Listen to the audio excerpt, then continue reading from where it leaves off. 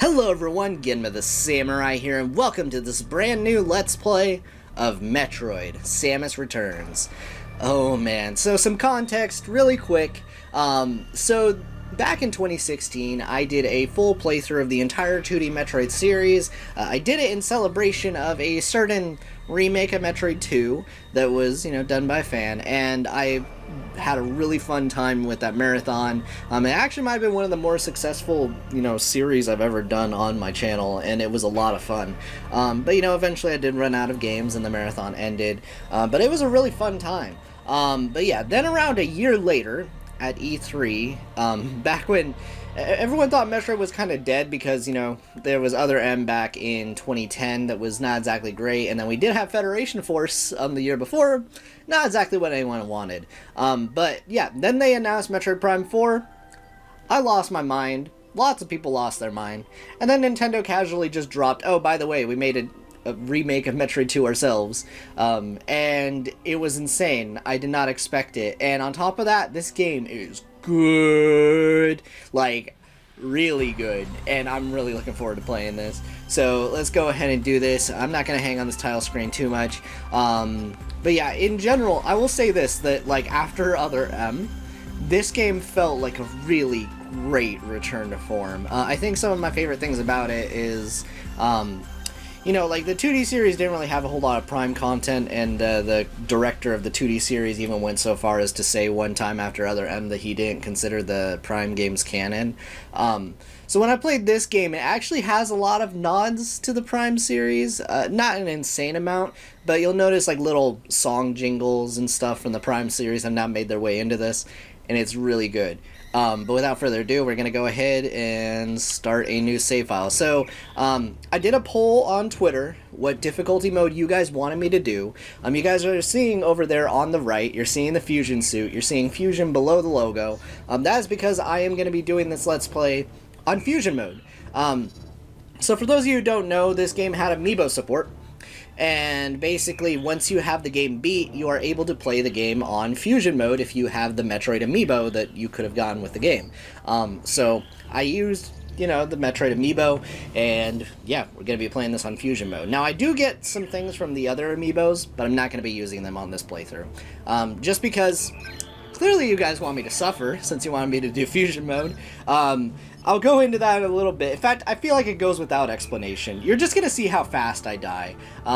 So yeah, anyway, let's go ahead and jump into this.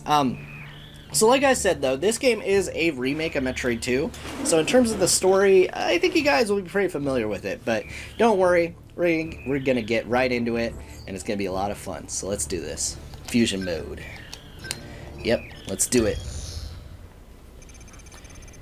In the year 20X5 of the cosmic calendar, a Galactic Federation research team discovered an unknown lifeform on planet SR388. While they were able to successfully obtain a living sample, their research vessel was attacked by space pirates during their voyage home. This attack was no coincidence. The space pirates had their sights on these mysterious organisms called Metroids. They planned to replicate the sample and exploit its ability to absorb the energy of any life form. Their intention was to use Metroids as a weapon, one powerful enough to conquer the entire galaxy. To combat this threat, the Galactic Federation dispatched a lone bounty hunter to infiltrate the space pirate base on the planet Zebes. You guys recognize this part. Against all odds, Samus Aran eradicated the Metroids on Zebes and defeated Mother Brain, the leader of the space pirates, and so their sinister plans were thwarted, for a time. Concerned by these developments and by the great threat the Metroid species still posed to the galaxy, the Galactic Federation mounted another expedition to SR388. A special squadron of elite soldiers from the Galactic Federation Police was dispatched to investigate. The team soon went missing, but not before transmitting a small sampling of data back to headquarters. Analysis of this data confirmed a Metroid presence within the interior of planet SR388. As long as they continued to exist, these Metroids would forever pose a devastating threat to the galaxy. By the way, I love the artwork. It is so good. The resulting decision of the Galactic Federation Council was immediate and unanimous. Samus Aran, you must exterminate the Metroids once and for all. Yep. And we're not gonna look like that. Anyway, I'm very excited.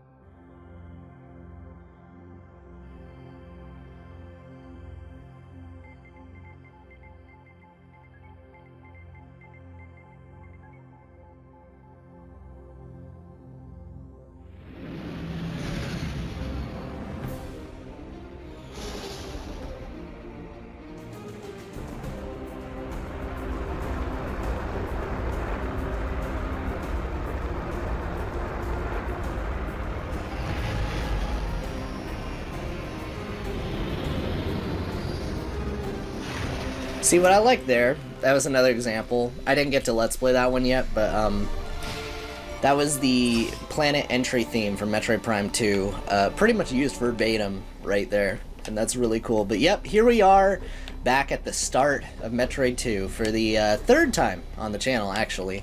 But it's okay, we got the fusion suits, so that'll make this nice and different, as if the graphics weren't enough at that point.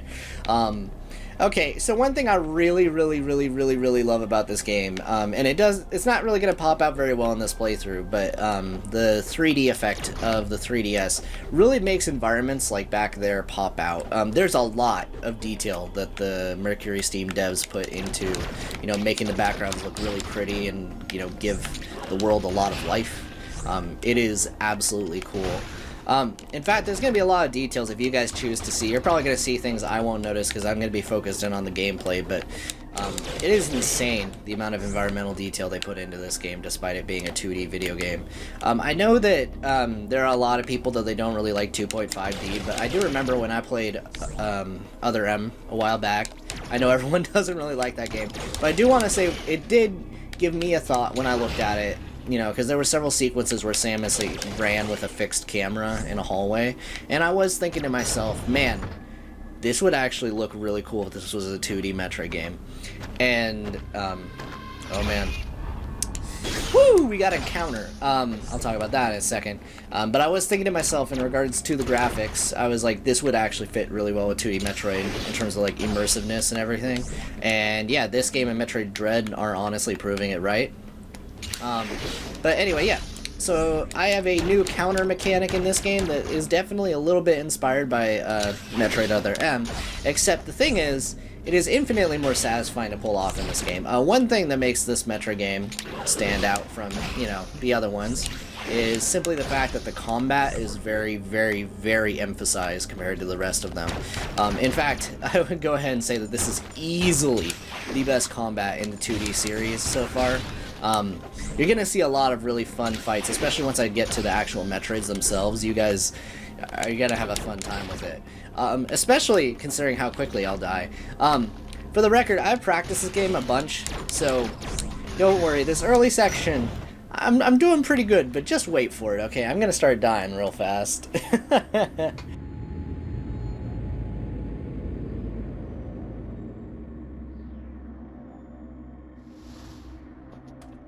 Well, there we go. Hey, we got the Morph Ball. Also worth mentioning, this remake actually takes quite a few liberties in comparison to the other version of this. I won't really compare it too much, but I'll definitely say that there are a lot of liberties. Because, you know, the original version of the game, you started with the Morph Ball, but for some reason, you don't in this one. I mean, I guess it's fine. I mean, you get it early enough that it doesn't really matter, but it's definitely an interesting change, I guess. Anyway, also enemies in this version of the game are incredibly aggressive. Some of that is because of the increased focus on combat. But that is definitely one thing. Oh, I didn't even point this out because I've just been playing this game casually so much I didn't even think to even mention it. But it is something that feels really natural, and that is the 360-degree aiming. Now, there is a downside to it. I no longer have buttons that allow me to kind of like run and aim at a diagonal anymore. Like, I kind of have to, you know, do it on my own a little bit. So, it's not as good, but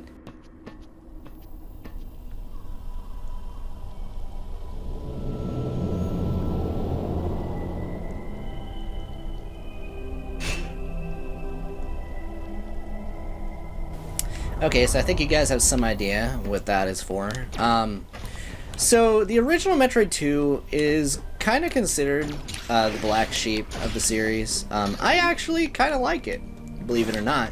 Now granted, I had to play another remake enough times to kind of, you know, get a feel for the level design and everything, because that game doesn't really have a map, but I feel like when you have a good understanding of Metroid 2's layout, it's actually not bad. It's actually easily better than Metroid 1. Ooh. Okay. So this is a brand new power. We're just going to roll right into it and it'll explain it. Scan Pulse. Upgrading suit for Aeon compatibility. Oh, I love this song that's kicking in right now. Aeon fuels special abilities like the Scan Pulse. Refill your gauge with the Aeon orbs foes may drop when you either beat them or successfully parry. Scan Pulse uses Aeon to scan an area. Use it to reveal map information and location of breakable blocks. Press that to equip. Okay, yeah. So, interesting thing about this is that Metroid, well, this version, Metroid 2 for sure. I mean, the original didn't have a map at all. But this one, you actually do not find any map stations whatsoever. So basically, you have to use the Scan Pulse to actually reveal, you know, any sort of hidden blocks and stuff. You can actually find like some hidden blocks. I could show it off and stuff. I don't actually plan to use it that much because, for the most part, I kind of know where things are. But there may hit a point later on. I've done several practice runs of this game, but I've not actually, you know, gotten all the items in my recent practice run, so kind of interested in doing that. But anyway, let's go ahead and go in here, and okay.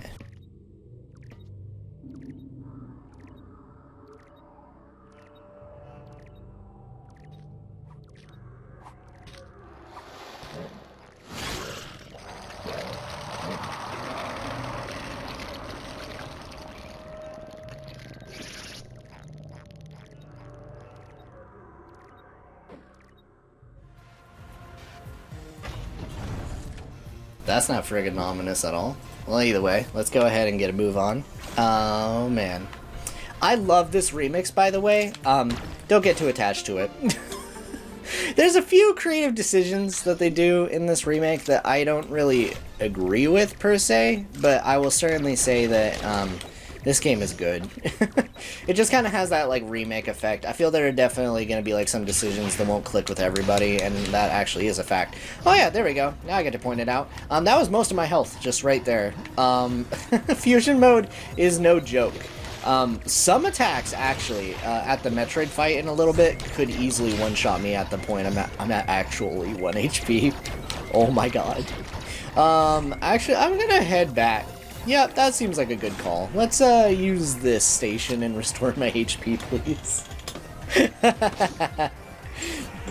I love this remix so much. Okay, so this is where I mentioned one of my favorite things about this game. Granted, again, you gotta remember that this is coming off other oh, see, there's a dead guy right there. Oh, I didn't even talk about it. Yeah, look at the dead researchers everywhere. Yeah. No, they just did not get far on the planet at all. They just died, which is unfortunate. But yeah, anyway. The music in this game was done by, why am I forgetting his name right now? Kenji Yamamoto, that was it. I didn't look it up, guys, okay? Legit. My brain just farted for a moment. But yeah, Kenji Yamamoto. He is the main series composer. He did pretty much every single Metroid game except for the original and Other M. But, you know, after Other M, you know, it was really nice to hear him again because this soundtrack is so very Metroid Prime. And it feels really good to have that back. In general, also, you may have noticed when I picked up items and stuff, it did the Metroid Prime jingle, which the 2D games had never done up to this point, and that was really cool.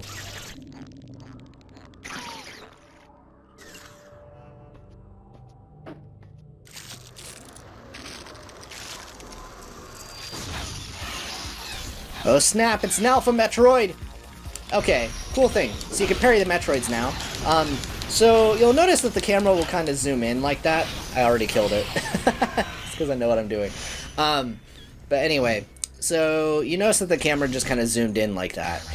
Fun fact, when you actually get a parry off, you have the ability to actually choose which kinds of weapons that you use. Now, at this point, the only thing you could do that could actually damage a Metroid is the missiles.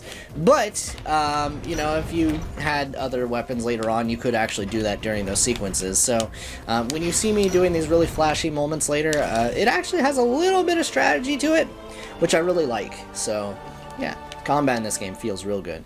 Anyway, we got ourselves the charge beam. You guys already know how this works. Now, one thing that is new is they introduced charge beam doors. Why? I kind of mentioned this in another video, but I'll just kind of say that I don't like the charge beam doors. Now, at surface value, my complaints are kind of nitpicky in regards to that. But a problem in general that I kind of have with this game is that it has timed endings like the other 2D Metroid games, but man, it is significantly harder to get the timed endings in this game for like all kinds of reasons. A lot of it is the emphasized action, but then it's also like weird mandatory stuff all the time. There aren't really many options for getting through the game faster aside from just knowing the level design better.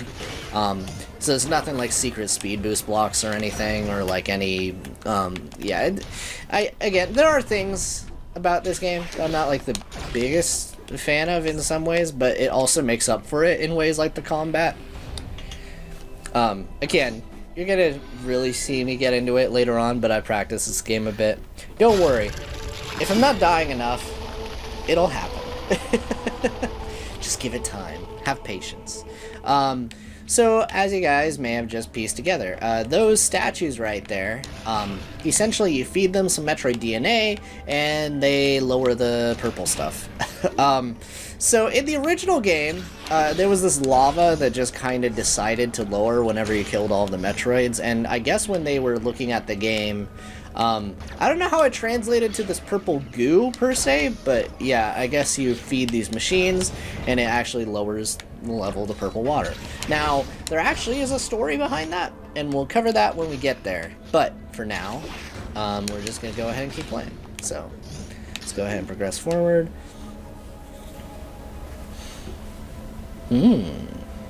What is this?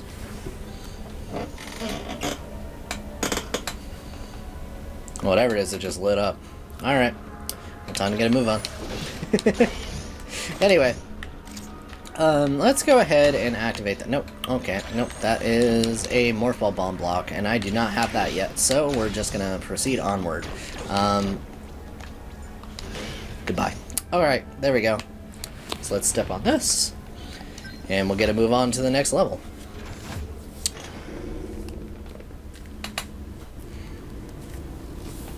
Man, I love these elevator sequences.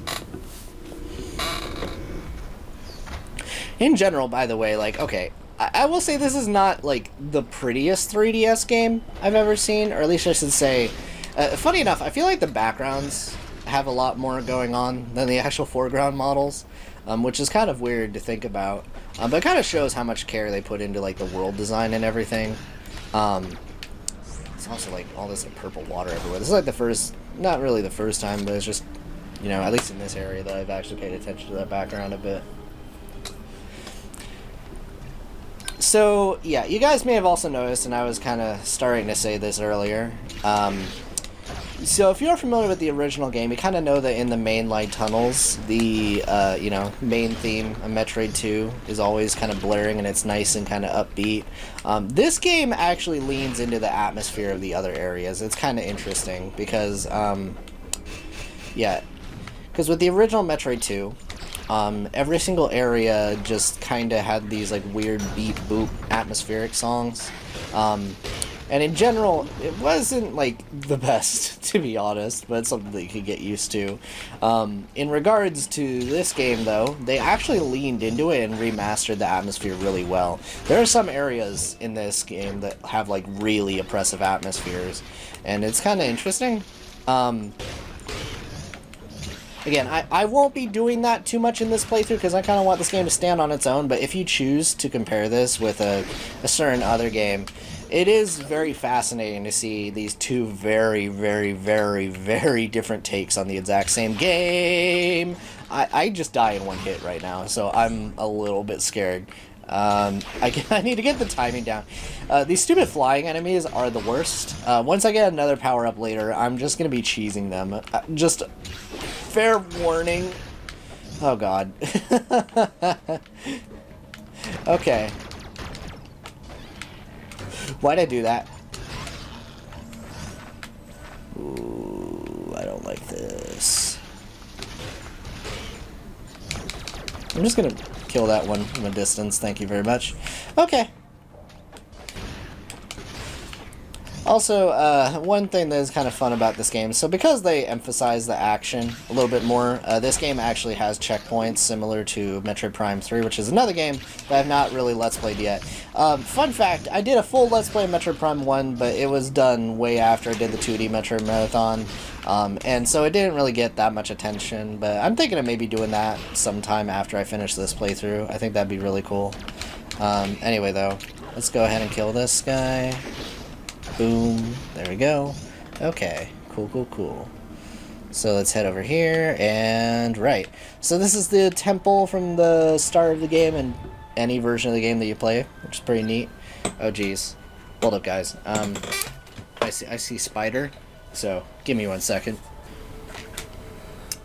Alright, mission failed, guys. It got away. I don't know where it went. Okay. Well, so much for that. Woo! Okay. Yep. That was a flying dude. Oh, yeah. Yeah, you just fall through the floor in that section. These guys are very aggressive. It's especially scary when you're playing this difficulty. Okay. To be honest, I actually really like the idea of the fusion suit just being like a hard mode in a bunch of games. I really hope that's a thing in Dread. I think that'd be really cool, like the proper fusion suit.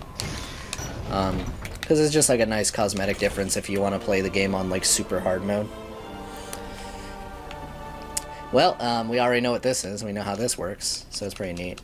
Also, something kind of neat. I barely even addressed this because I was just kind of doing it naturally. But you can actually enter Morph Ball instantly in this game, technically, by just tapping anywhere on the bottom screen, aside from on the right. They actually have some like beam switching stuff in this game, kind of like the Prime games, which is pretty cool. Because, you know, in the 2D games, most of them, your beam weapons kind of stack, which they still sort of do. We'll get into that in a little bit, but... still, you have the ability to actually switch between things, which is pretty neat. There's actually a whole lot going on in this game as far as control scheme goes, so yeah, it's kind of interesting. They use that bottom screen to its fullest, although not quite in like a hand crampy way, kind of like Metroid Prime Hunters. Do not recommend that game. I did do a playthrough of that too, but yeah. Anyway, enough about that. Let's, I did not need to go down here. I need to go up, actually. So let's head up here. Whoa! Why'd I do that? Well, at least I have another energy tank. That was like 70 HP. God. Okay. Nope. Okay. Alright, no, I'm not even gonna go up there. There's no point. It's just death.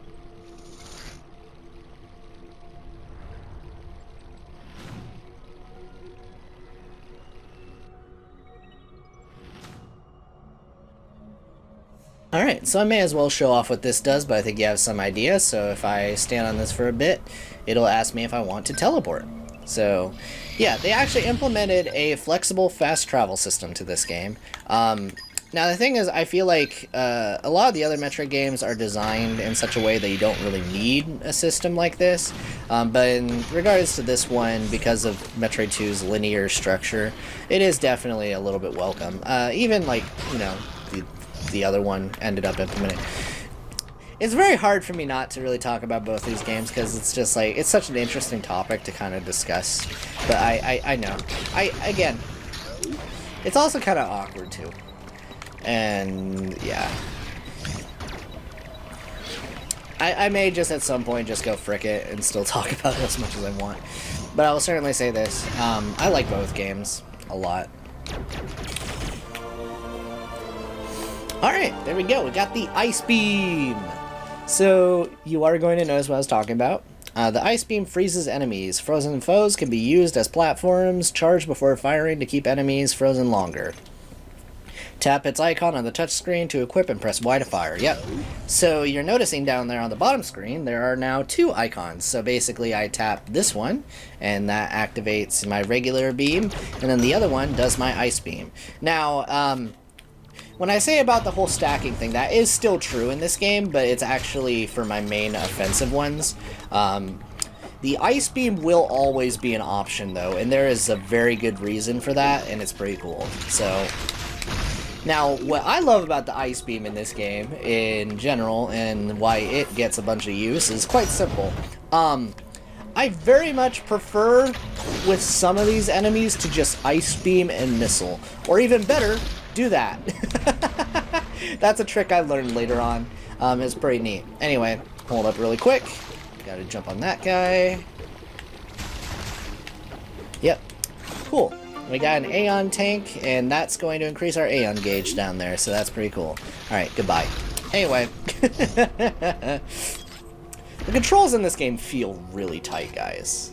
I just want to say. In general, this game plays really good, and that's part of the reason why I was so excited when I saw Dread, because I was like, they got such a good system going in this game, and I'm really looking forward to playing a new one like this that's like completely new. But anyway, as aside the point, let's go ahead and take out that one. Alright. Boom. Good little ice beam, gotta love it. Okay. Ooh. Cool. Goodbye. That is still very satisfying to do. Like, it's not one of those things the game tells you, you just kind of figure it out, or like in my case, I saw someone do it. But regardless, no, it's a really cool way to take out enemies. Oh, also, I guess a cool bit of trivia about this fusion suit. So the developers of this game, Mercury Steam, they actually originally wanted to do a Metroid Fusion remake, but, you know, Nintendo turned them down, and then Sakamoto, I guess, tried to propose for them to do a Metroid 2 remake instead, because, you know, it needed it more, which I definitely agree with them. And in general, yeah, I think this design was probably the one that they were going to use for the Metroid Fusion remake, so it's just kind of cool to see, you know, that they found some use for it. Well, there we go. Here's the Spider Ball, which is probably my favorite unique power-up to Metroid 2. I think it's actually the only unique one to Metroid 2. And it is just as cool in this as it is in, you know, regular Metroid 2. Actually, no, it's cooler than that. Since you can, you know, jump, go Morph Ball, and then attach to walls and stuff. In regular Metroid 2, you know, the controls in it were so clunky that it really wasn't, like, that great. But man, with like better controls, the Spider Ball is so cool, and I just want to see it in more games, man. Anyway, there we go, and let's head up here, and okay. Oh, yep, here's our next Metroid fight. Oh yeah, so some of these ones, they'll actually cover themselves in an energy barrier, and then you actually can't damage them while they're doing that. Some of these Metroids also will not go straight for the counterattack, so because they have different patterns, you gotta exploit that. It's pretty interesting. Okay. Ooh.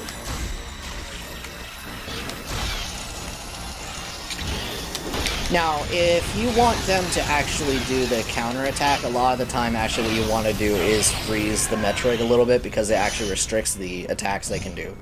So that's why I was going for the Ice Beam and why it is always available, and it is applicable to most Metroid fights. So yeah, really cool. Anyway, let's go ahead and break that, and there we go. Cool. Alright, well, we got ourselves another energy tank, and this is also the only way out of this room, which kind of, it feels a little bit weird. I mean, I guess they just wanted to make sure you had more health for when you had to fight more things. I mean, makes sense.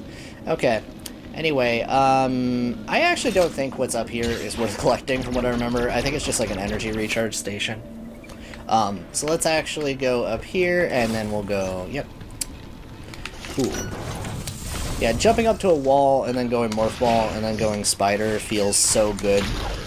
It really does. Okay, so, nope. Alright.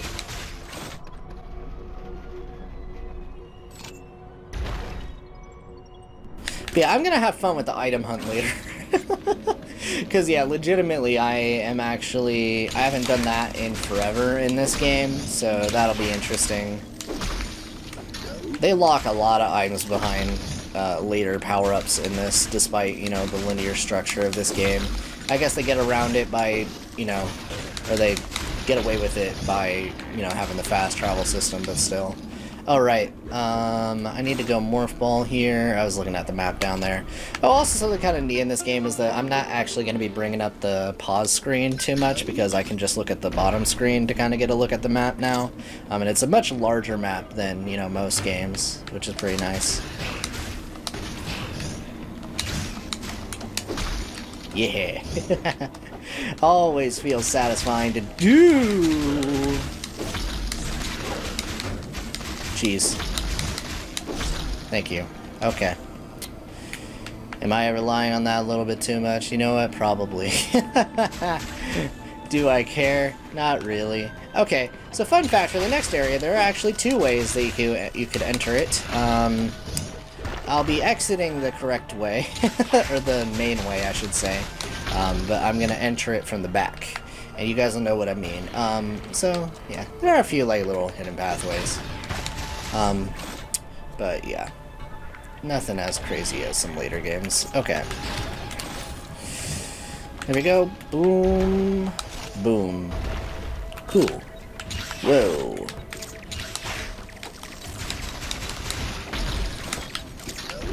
Actually, I'm gonna head right first. So one thing that's kind of... Actually, I do like that they did this, was, so if you guys...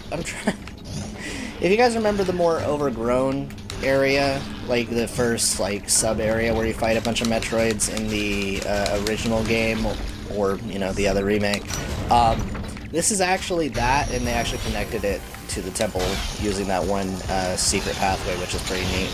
So it's nothing like that in the other versions of this game, so I do appreciate that. Anyway, yep, we're just blitzing through these Metroids now. Wow, I'm gonna go through this whole first part without dying. Knock on wood. Okay. Let's head over here. And right.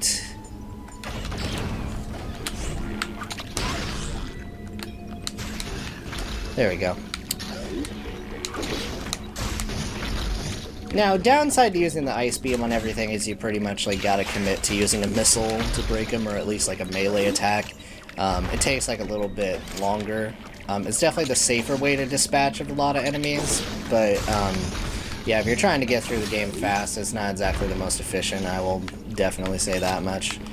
Let's head over here, and okay. Alright. Let's go ahead and do it then. Yeah, the thing is with these alphas is most of them, or at least these early ones, if you can just... The sooner that you can parry them, you can just delete them.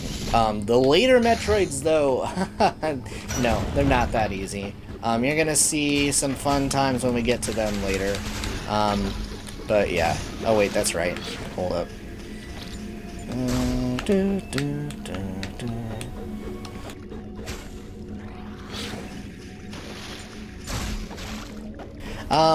Right. Let's go over here. Dang it, I need him tall. Be gone!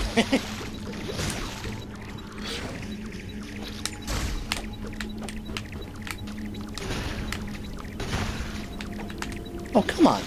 Alright, I need to freeze him back in place. At least, because of sections like this, they actually made the freezing more reliable. So you won't just like kill enemies a lot of the time. There's a few areas where that could get annoying, but for the most part, it's definitely worth it. Okay. Alright, there we go. And that's all the Alpha Metroids we need down.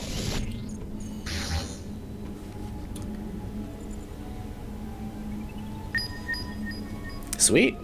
Okay.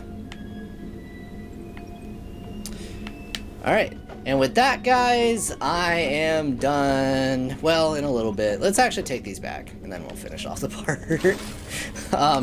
because we have a little bit of time left. So we can go ahead and walk back through the main entrance.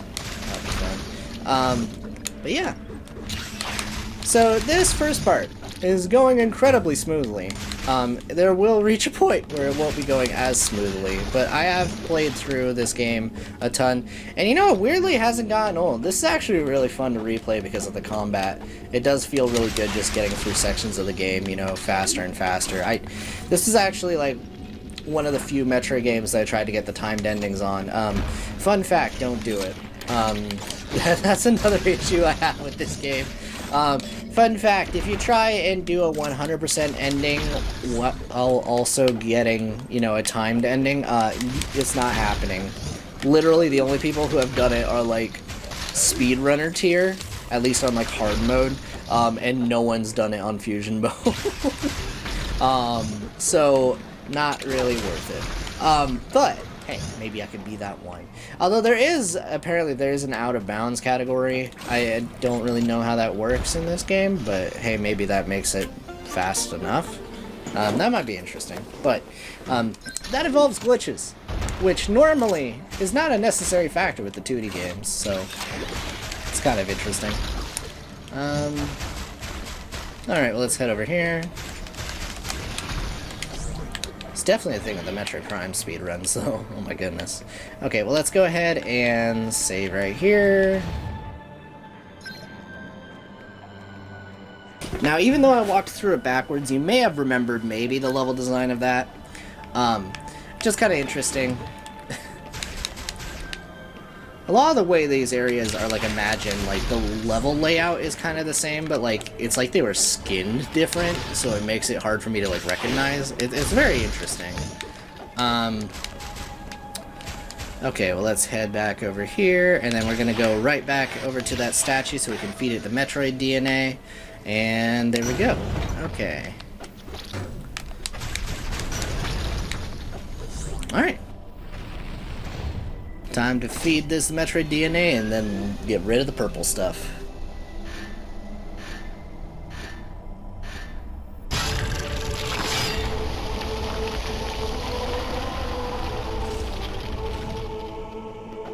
Love the Metroid Prime music. Alright, well anyway guys, I believe that is going to be it. We're going to head right on over to this save point, and we're going to finish off the part. I hope you guys enjoyed this first part of Metroid Samus Returns. If you guys feel like hitting the sub button, go ahead. If you don't, that's fine. But regardless, this was a lot of fun. It's fun to be playing a 2D Metroid on the channel again, and in general, this game is just insanely fun. I hope you guys like what you've seen of it so far, and I will have the next part up soon enough. In general, yeah. This isn't an incredibly long game, but it is one of the longer 2D Metroid games, so again, hope you guys will enjoy your stay. In the meantime, thank you guys so much for watching, and I'll see you later. Bye!